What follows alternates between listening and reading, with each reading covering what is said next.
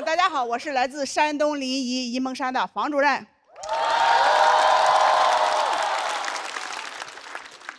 问一下大家啊，大家都有工作吗？有。我也有。适合大妈的工作只有2个啊，脱口秀演员和环卫工人。环卫工那个工作我没保住。你们再不笑，脱口秀演员也要下岗了。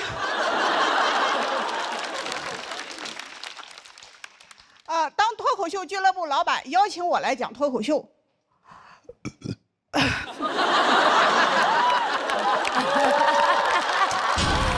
可爱啊！说实话，很纠结。当时我们村信息中心要选我当下一届的村长的。这个世界谁懂啊？我在50岁面对的人生选择竟然是从政还是从艺。我可是个山东人。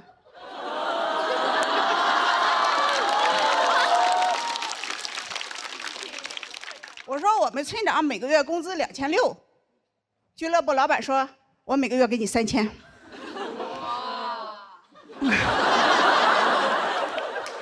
我说其实吧，他钱不钱的无所谓，我就是热爱舞台。我问老板什么是脱口秀，老板说就是站到台上讲讲别人的坏话。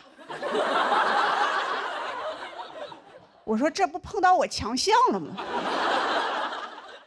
我有着30年专业造谣和传谣的经验。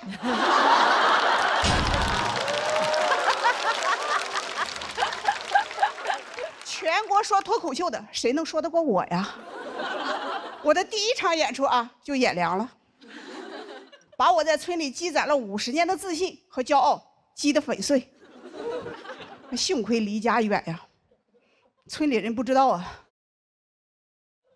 村里的八卦都是我传的，我不说，没人知道。老板照顾我，就让我在俱乐部兼职做客服。他还很贴心地问我，说你敢跟别人说话吗？我说你应该问他敢跟我说话吗？他让我拿个手机在评论在网上卖票和回复评论区消息。有一天在评论区遇到了一个黑粉的网络喷子，就一下子激起了我的斗志。我说我好久没站在村口跟人对骂了呀。但我忽略了一点就现在的小年轻打字速度太快了。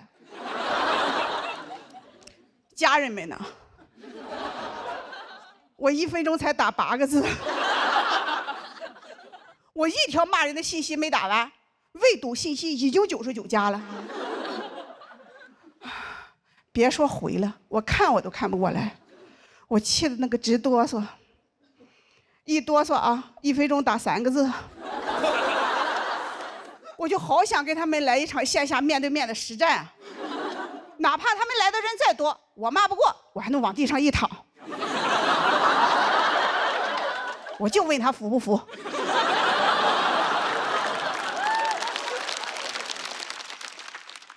我一连回怼了好几天，第1天50人，第2天100，第3天200，是我的血压。我感觉我一个人在对战整个互联网。这互联网环境它也太差了，还有我们村头好。我问老板还有别的岗位吗？老板说接电话。我说这不又回到我强项了吗？上岗的第1天就被投诉了，说我态度不好。我说我哪态度不好了？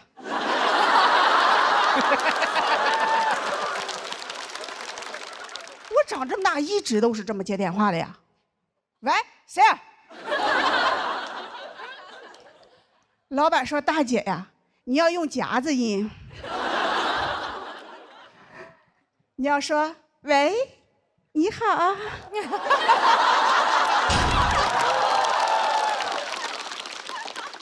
对方打过电话来说这里是脱口秀剧场吗？我说喂，你好。对方说我要买票，我说喂，你好。又把我投诉了，说我恶心。老板说：“大姐呀，你继续说下一句啊。”我说：“老板，下一句我夹不住了呀。”啊，大城市太难混了。都说当代年轻人吃不了苦，那当代老年人他也吃不了呀。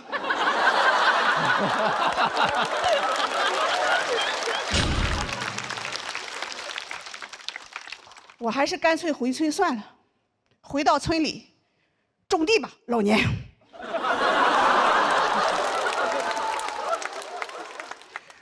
直到有一天啊，我信息中心的朋友给我打电话，我拿起手机来就说：“喂，你好。”电话那头传来熟悉的乡音，说：“哎，这是房主任电话吗？”我说：“啊，是我。”我朋友说：“哎娘嘞，这城里人他就是不一样了哈。”我说：“你不懂，在大城市工作说话他就这样。”我朋友说：“你在城里天天干啥呢？”我说：“我就是接接电话，回回消息。”我朋友说：“你一个月挣多少钱呀？”我当时脑子里的第一个想法是啊，原来问一个在城里打工的人一个月挣多少钱这么招人烦。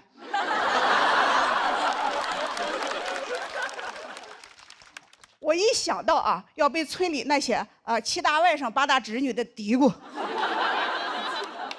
我那股好强劲就上来了。我说：“啊，不少挣，一个月2、3万，你来不？我给你介绍介绍。”那一刻啊，我感觉是现在的我在劝过去的那个我走出来。第2天我就接到我女儿电话了，我女儿说：“妈，你到底在哪呢？全村的人都在传，你进了诈骗组织了，你快回来吧。”我说：“闺女啊，现在吧，妈妈走的有点远，已经走到比赛的第3轮了。”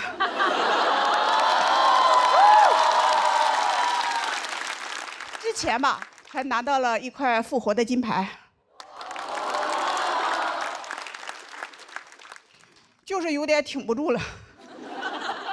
但每一个来大城市打拼的人，在他挺不住的时候，都会想再拼一把，来都来了。谢谢大家，我是房主任。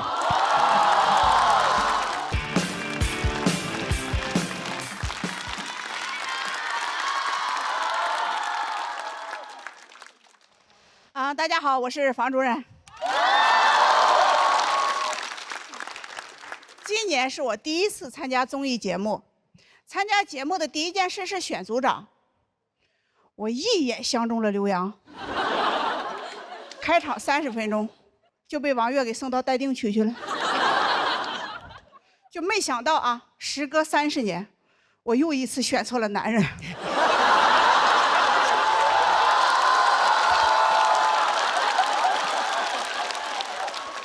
节目播出以后啊，随之而来的不仅是流量和善意，还有我的前夫。我这个前夫给我是太没有边界感了，给我打电话上来就骂我：“你就是在外面玩野了，家里啥事你也不管。”就给我骂的哈，那脑袋一懵。我说：“谁在外面又玩打野了？”我说：“大哥，你给我唠啥呢？咱俩离婚都1年多了，你当那离婚证的红本本是给结婚证做的年审吗？”前夫说：“那离婚证它就是一张纸，有没有都不影响咱俩的感情。你现在能挣钱了，先把我弟弟家的外债给还了呗，我不在乎名分。”我说：“大哥，离婚的时候你给我可不是这么没有边界感的。我回去拿东西，你这不让我带走，那不让我带走，但是女儿让我带走。”我说：“你可是个农民，农民他是这个世界上最有边界感的人。你家的田挨着我家的田，你要是超过1厘米，那得拼命。不过后来我也想通了啊，30年了，地都是我在种，他根本就没去过，他确实找不到边界在哪里。其实我前夫一开始啊，他也是不同意离婚的，他是30年了过得挺好的，你为什么突然要离婚？我说30年了，是你自己过得挺好的。我说我本来也没想过要离婚，是你每天数落我，逼得我买了副耳机，听到了脱口秀。我这才发现啊，说话能把人逼疯，也能把人逗笑，还能挣钱。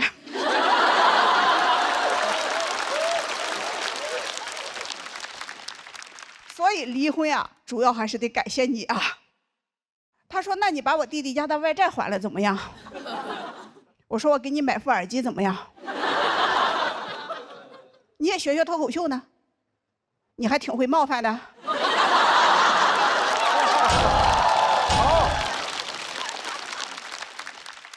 现在我火了之后啊，他老关心我了，每天给我发私信。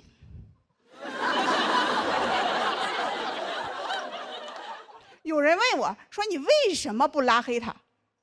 我说：“他全平台关注我，我根本拉黑不过来。就他本来是不会上网的，就因为被我拉黑的多了，现在都学会建小号了。以前啊，在家当爷爷当习惯了，现在在小某书上当陌陌。”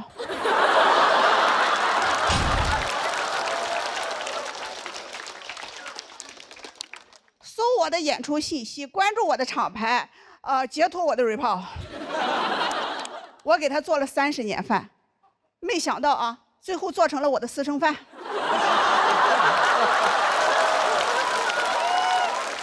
就上台之前还给我发私信呢，说跟你合影的旁边那个老登是谁？我说是我的新对象，其实是节目嘉宾马东老师。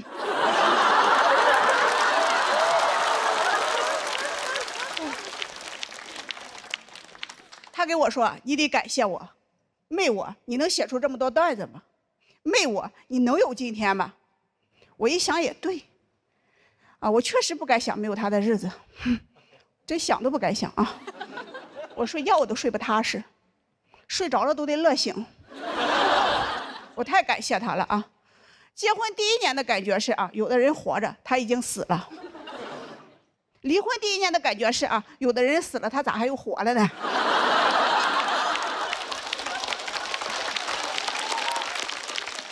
当然了，这只是我的想法啊，我不会这么跟他说话的，因为我根本就不想跟他说话。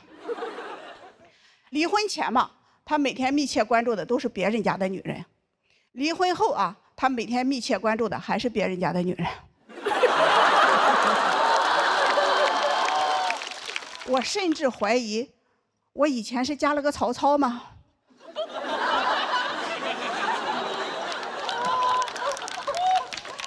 就这么几个有学问的啊！最近啊，他给我发私信说他真的改了，他要开始努力了，我就开始害怕。他以前开水果店也特别努力，只是特别努力的进水果，但是卖不掉。我说你但凡少努力点啊，那个水果店他还能多开几年。我害怕他太努力了，把我离净身出户留给他的房子赔掉了，再来分我的新房，就忘了告诉大家了啊。我经过我不断的努力，现在我有了自己的房子。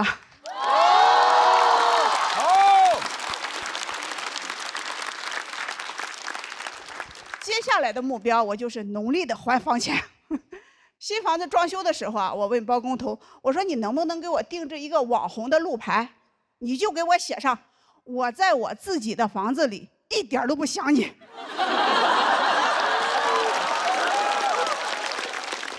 就等我的新房子装修好了啊，请我的姐妹们来我家做客。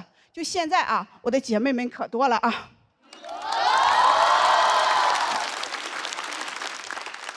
到时候就打一个滴滴站点巴士，把咱姐妹们一大巴一大巴的拉来啊。对，这是个商务。我能挣钱还房钱了啊！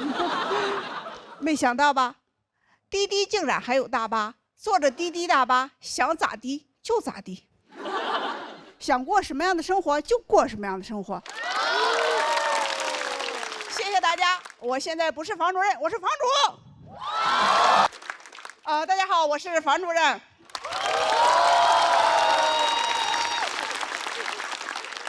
我来自山东临沂的沂蒙山，我是我们村的信息中心主任。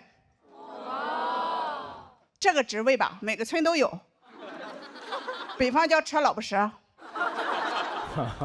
南方叫蛐蛐人。主任就是这伙人的头子。我是一个50岁的新人演员，才出道。王月，哎，绝经和退休不会一块来。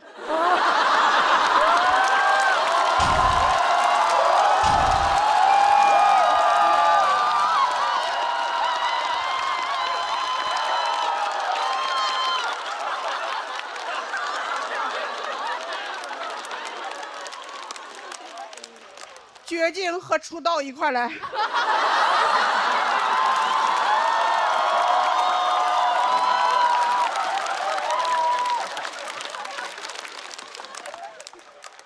所以来说脱口秀，是因为我去看演出和脱口秀演员互动，网友都说我比演员好笑。剧场老板希望我来讲脱口秀，我就被招安了。我上一个被招安的山东老乡还是宋江呢。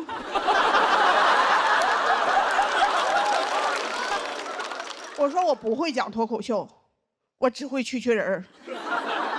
就我们前院婆媳吵架，东院2口子分家，都是我给造的谣。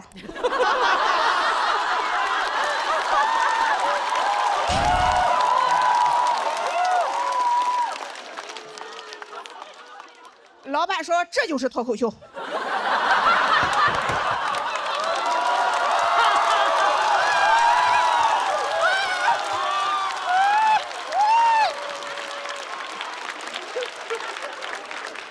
我说还得是上海人亲民洋气啊。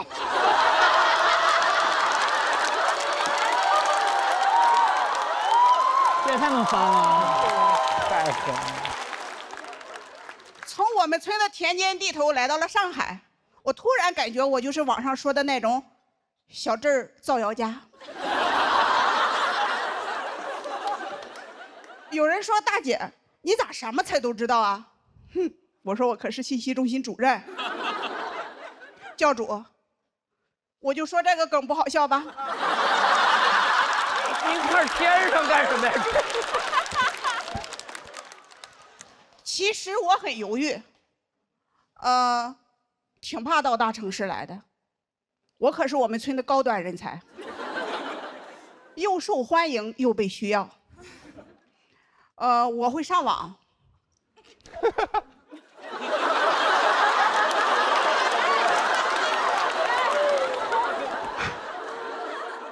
我们全村的智能家电，洗衣机、有线电视，有问题了都来找我。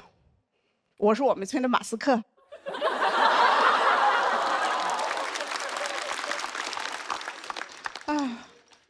那倒是大城市来了，天天逗别人笑，那不成了马保国了？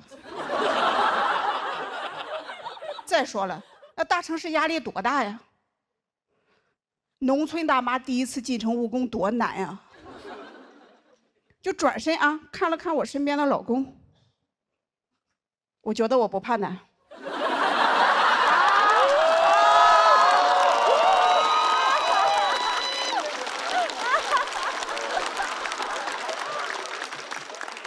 和我老公比，大城市的压力算个啥呀？我这个老公啊，是我妈给我选的，身高1.55米，体重95。现在年轻人啊，叫这种很瘦的男人为细狗。我妈在30年前就给我选了条柯基。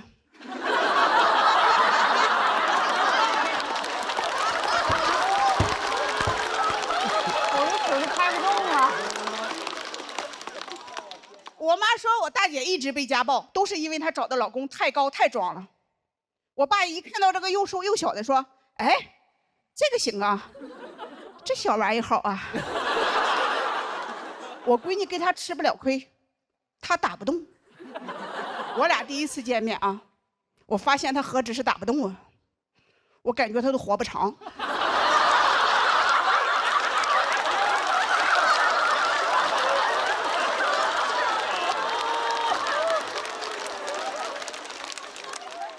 他给我说他175，我说血压呀。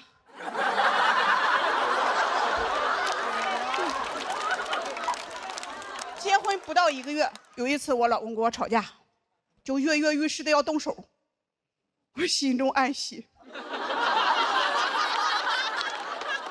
还是我妈说的对呀，这要是找个又高又壮的，我肯定吃亏了。没想到啊，我老公是真狗，把他爸叫来了，双拳不敌四手，我就跑回娘家了。我爸一看到我啊，就说：“什么？你被那个小玩意打了？你咋不养好了再来呢？这让别人看到多丢人啊！快回去吧。”我说：“爸，我再不来，你就该去吃席了。”那父子俩都进了医院了。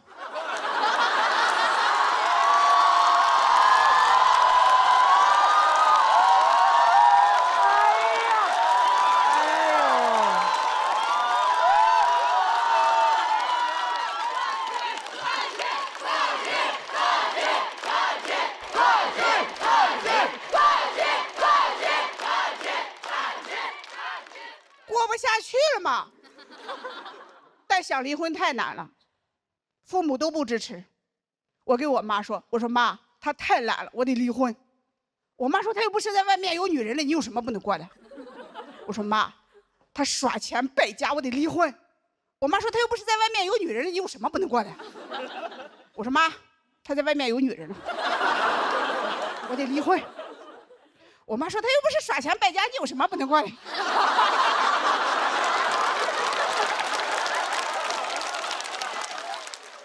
我爸更过分，我爸说：“我们家嫁出去的女儿就没有离婚的，家族的名声不能毁在我女儿这里。”我说：“爸，男人家暴不丢人，女人离婚丢人。哼，咱家的名声就是你女儿让柯基给打了，还蹦起来打的。”我好难受啊！我不是，但他们特别信命。我妈说：“我带你去找个大师算算。”我说：“妈，你这也太迷信了。”大师说吧，我俩过不好，都怨我老公。我转手就给大师又掏了200。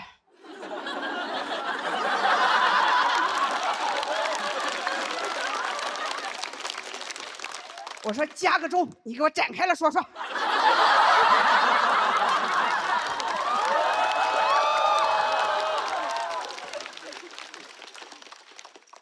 啊，明明是大师的眼睛看不见。那天我感觉我才是眼瞎的那一个。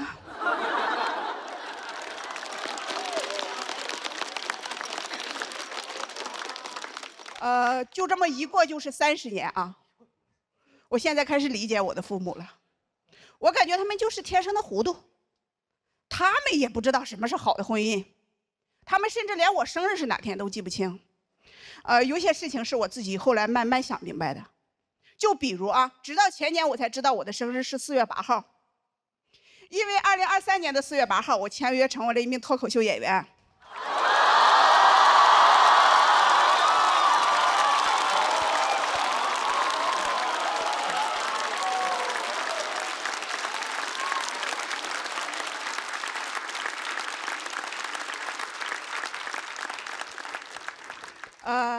2024年的4月8号，我带着俩女儿净身出户，拿到了离婚证书。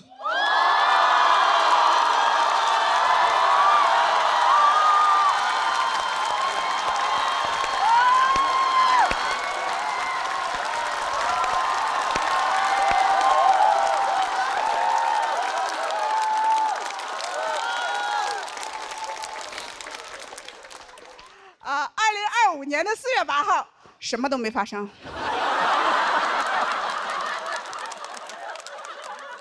我过了一个平静而又幸福的一天。谢谢大家，我是房。大家好，我是来自山东的房主任。没想到吧？老太太也是个参赛选手。我是奔着1轮游来的，稀里糊涂的就进到第2轮了。我也是没想到，这节目组他竟然没有黑幕。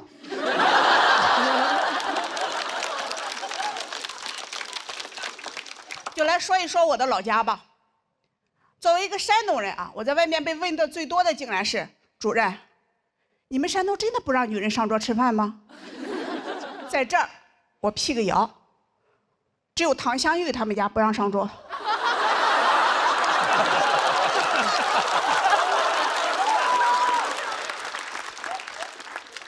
我们家，我做饭的时候都吃饱了。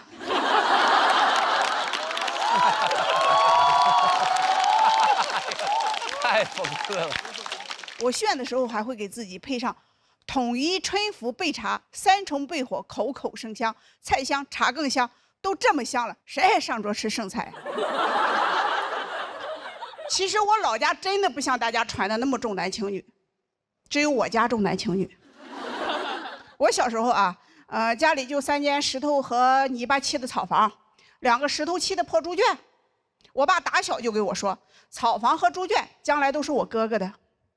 我说爸，那你可得看好了啊，哥哥容易塌房啊。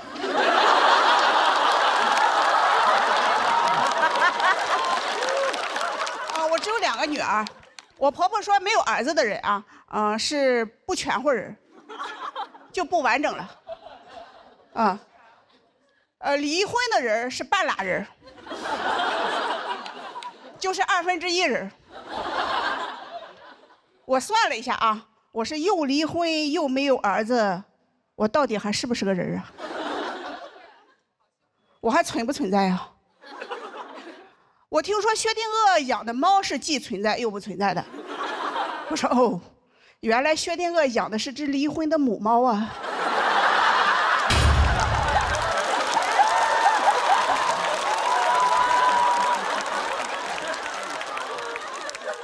在我老家，没有儿子的人都不能去参加别人的婚礼。我小时候的结婚啊，我寻思我不能去参加婚礼，我也出点力呀，我就去提前帮着收拾新房去了。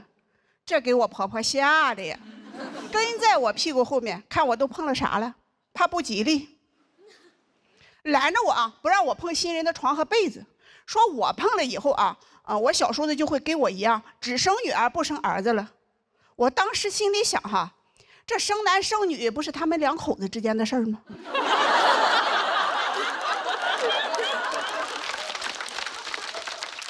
我的参与度咋那高呢？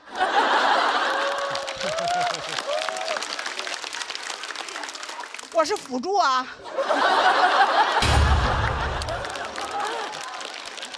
我要是真有那本事，他们不应该歧视我，他们应该供着我。给我惹急了，我把全村的被子给他摸一遍。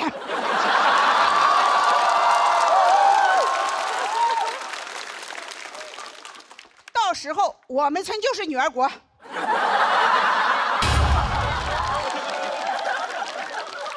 我就是女王陛下。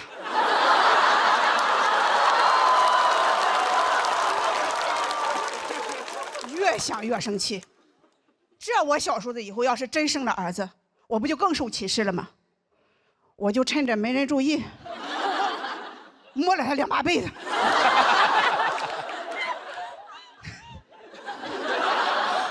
别说啊，我小叔子结婚第2年，1胎生了2儿子，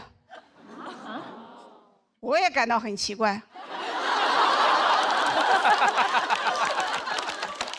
这咋还摸反了呢？难道我的体质跟别人是相反的吗？我要早知道我这么灵哈，我摸的时候就该摸他个10把8把的，让他生10个8个儿子，累死他。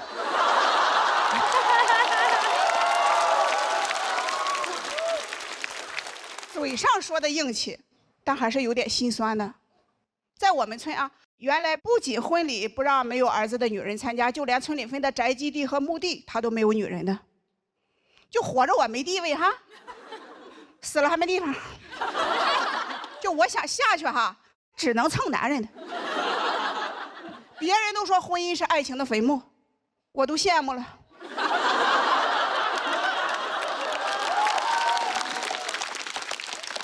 他居然有坟墓。我很痛恨这种重男轻女的观念，但我也想生儿子，我就去找偏方了。我们村里人给我介绍一个大夫，说他的药老灵了，吃上肯定生儿子。我就翻过了好几座山，找到这个大夫，拿了药，刚要走啊，又进来一个患者说：“大夫，你给开点药，俺家兔子拉肚子。”我说什么？我这才知道啊，他是个兽医。就回家的路上啊，我一边翻山，我一边想，你说我好歹也是上过学、读过几年书的人，我怎么就翻不过城建的这座大山呢？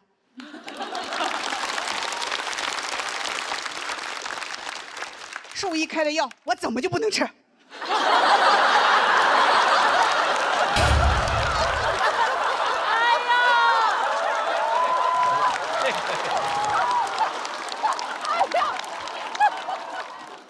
兔子能吃，我就能吃。我狠起来，连兔子都吃。万一好使呢？第2年我又生了个女儿。其实这些年哈，我看着我婆婆带着我小叔子一家人节衣缩食的给俩儿子买房攒彩礼，我心里就偷着乐。没有了，开玩笑的啊，有时候也笑出声。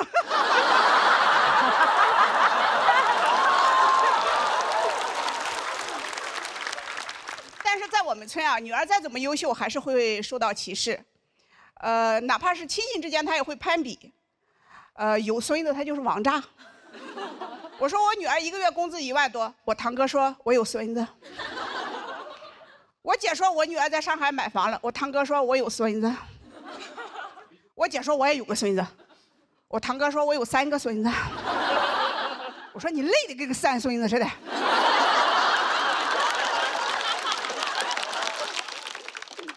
我说你要那么多孙子干嘛？你要去移山吗？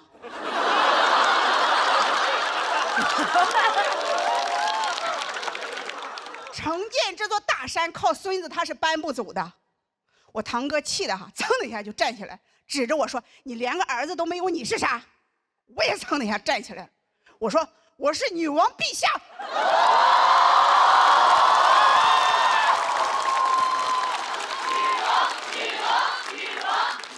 谢谢大家，我是房主任。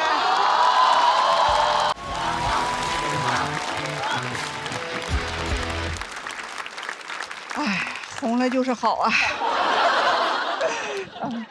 大家好，我是房主任。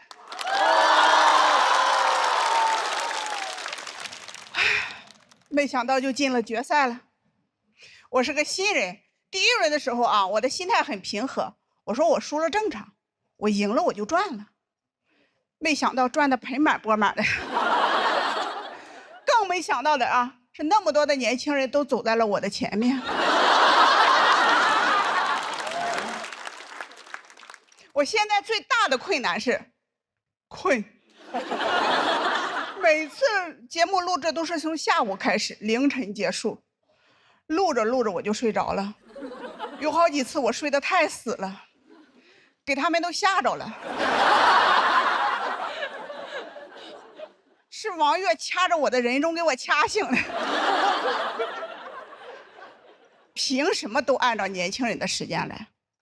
为什么不能按照老年人的时间来？你早上5点半就开始录呗。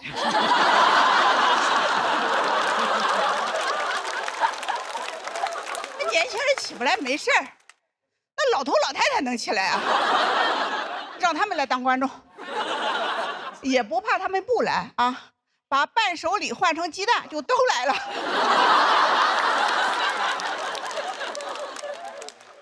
完全不用熬夜，录到下午4点就散伙，不能耽误接孙子。而且老头老太太吧，还爱传播。节目的传播度它一定广，但传成什么样它不一定。到时候节目吧，他也不怕有什么竞品，谁敢竞争啊？200个老头老太太往地上一躺，什么鹅场？场给你鹅没？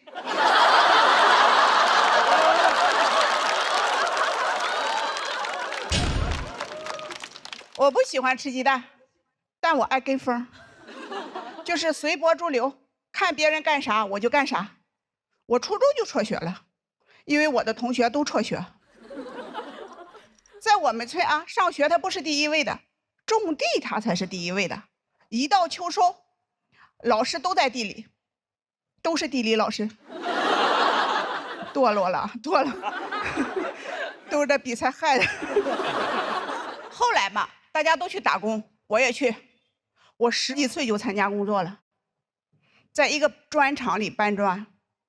很多脱口秀演员说梦想有1个小时的专场，我干专场都是8小时起步的。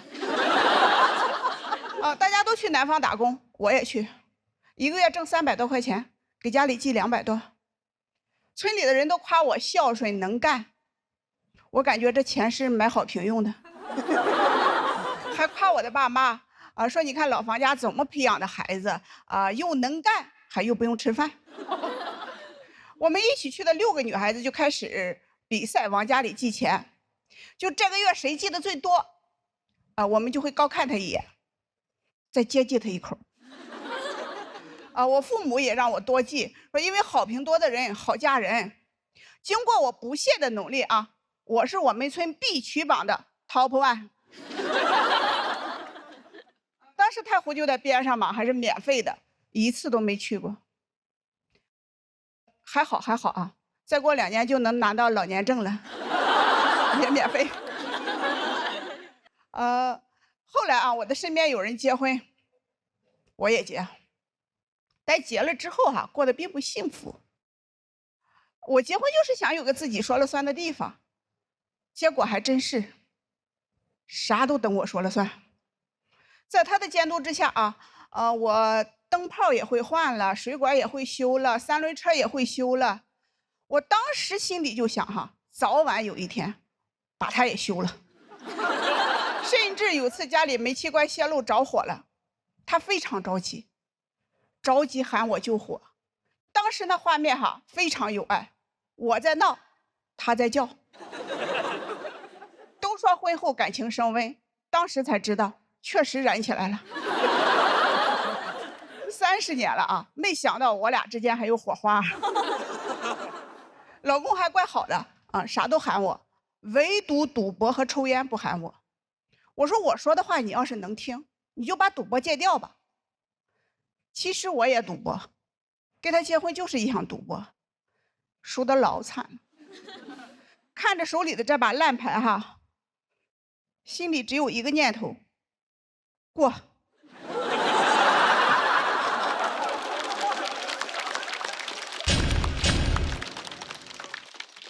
我不过了。实在不行我就靠自己，就来说脱口秀了。结果我也没想到我自己这么靠得住。节目播出以后我第一次看网友的评论，我说这都是什么意思呀？女性觉醒。